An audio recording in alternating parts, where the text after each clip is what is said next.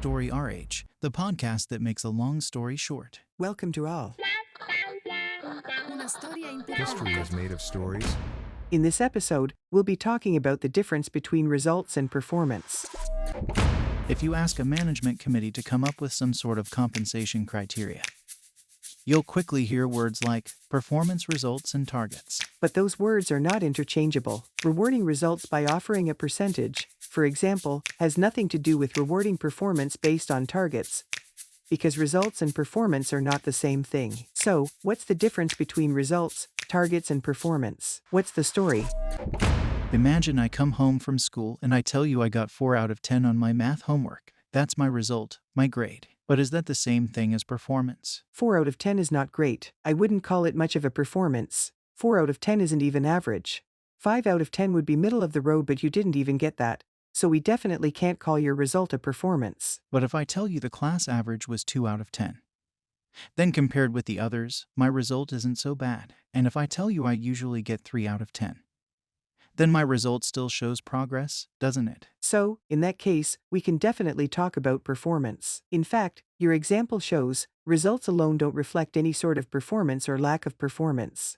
To really assess that performance, you need to compare the result to some sort of benchmark. It's the comparison that tells you whether or not the result reflects performance.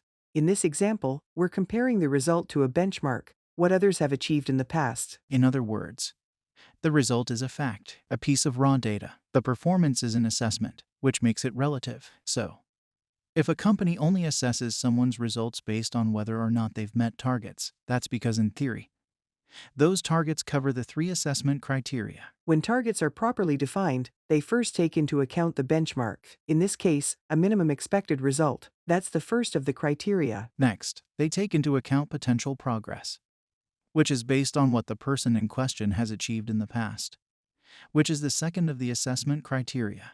The third is, of course, what others have achieved. You can't ask me to achieve a result that's totally disproportionate to what's expected of others. And you can't set the bar so high that it's out of reach when you look at my past results. In the same vein, there are obviously situations that might cause confusion between these two concepts of results and performance. By only rewarding results, we end up encouraging the status quo, whereas performance is a means of promoting progress. Which brings us to the issue of which indicators to use and the basics of compensation policy. How much we're willing to pay. That touches on another problem.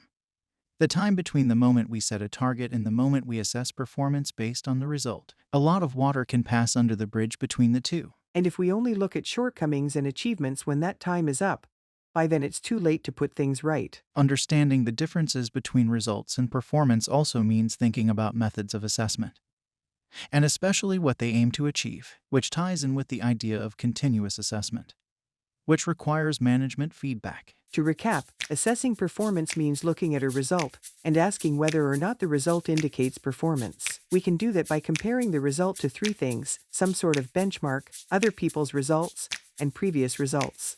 In companies, these 3 criteria are often rolled into one in the shape of targets. Is that right? Exactly right. Way to make a long story short. Story RH, the podcast that makes a long story short.